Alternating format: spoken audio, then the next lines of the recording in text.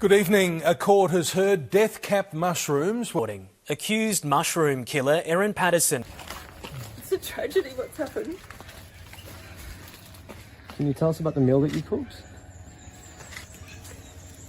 I'm so devastated by what's happened, by the loss of Don.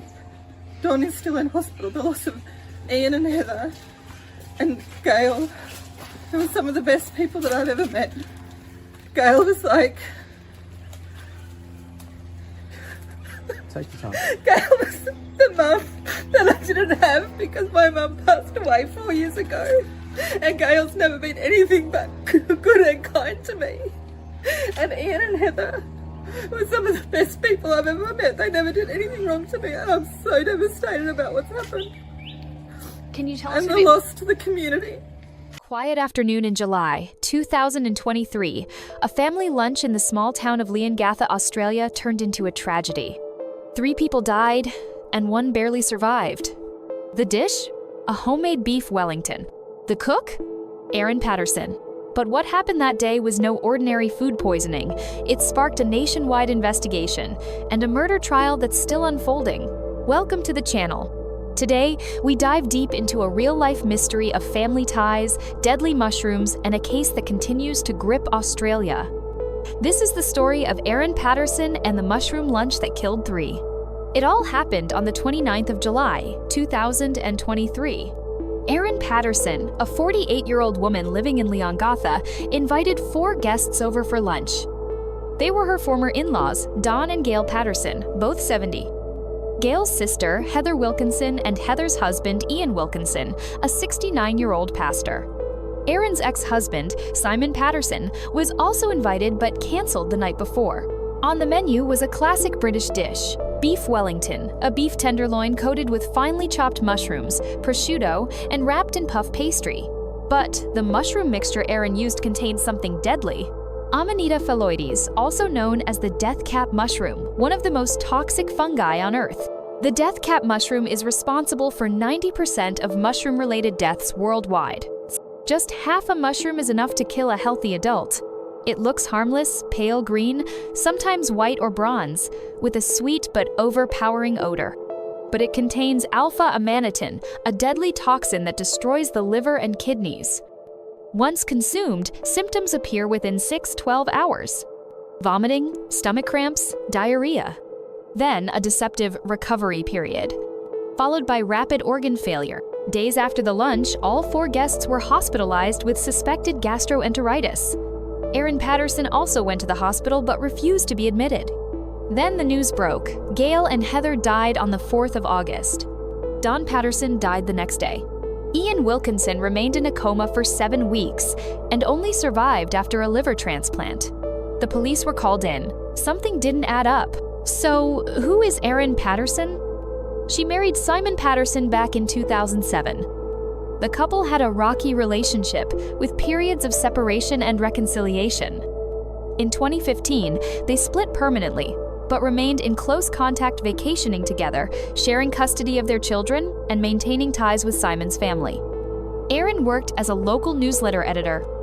Friends described her as quiet, reserved, and intelligent. Despite the divorce, she was on good terms with her former in-laws Don and Gail, saying in court that they treated me like their own daughter. As the police investigated, suspicious details emerged.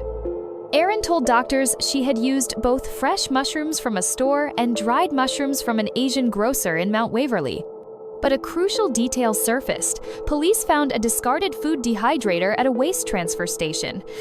Erin claimed she threw it out because people began accusing her of intentionally poisoning the food. She also initially denied owning a dehydrator, a lie later exposed. Erin later admitted that she had foraged mushrooms in the past, collecting them on trails and in botanical gardens since early 2020. She was part of Facebook mushroom ID groups and often posted photos of wild fungi.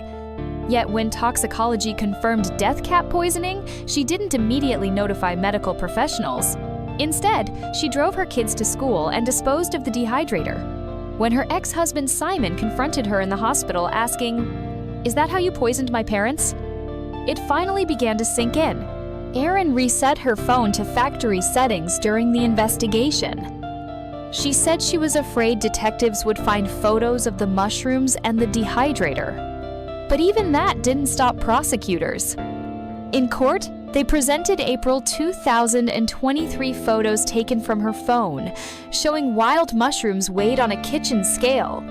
Prosecutors believe she may have been calculating a lethal dose. Erin denied this, insisting it was just part of her cooking and foraging hobby. Erin's relationship with Simon began to deteriorate again in 2022. She found out he listed himself as single on tax records and asked him to pay child support, which he did. But tensions rose. In Facebook messages to friends, Erin complained about Simon's parents. "This family I swear to F. God, asterisk. FM, asterisk," she wrote in another message. In court, she dismissed these as venting. Prosecutors said it showed her true feelings. They argued that Erin had two faces, a warm public persona and a bitter private one. On the 2nd of November, 2023, Erin Patterson was arrested and charged with 3 counts of murder, 1 count of attempted murder. In court, her lawyer admitted Erin had lied about multiple parts of her story, including foraging and the cancer diagnosis she used as a pretext for the lunch. But the defense insists she never deliberately sought out death cap mushrooms. Erin acknowledged she should have told the truth sooner, but claimed it was panic, not premeditation. As of June 2025, Erin Patterson's trial is still underway in the Supreme Court of Victoria.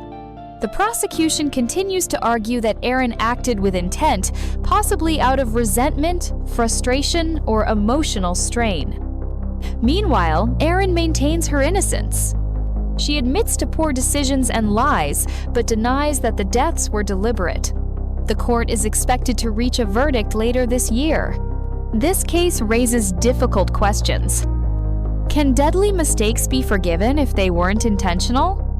How much do our private frustrations reflect what we might be capable of? And when does a series of lies turn into something darker? For now, Erin Patterson is presumed innocent until proven guilty. But for the families of Dawn, Gail, and Heather, the pain is permanent. Thanks for watching. Let us know what you think in the comments below. Tragedy or something more sinister? Don't forget to like, share, and subscribe for more deep true crime stories. Stay safe and be careful what you eat.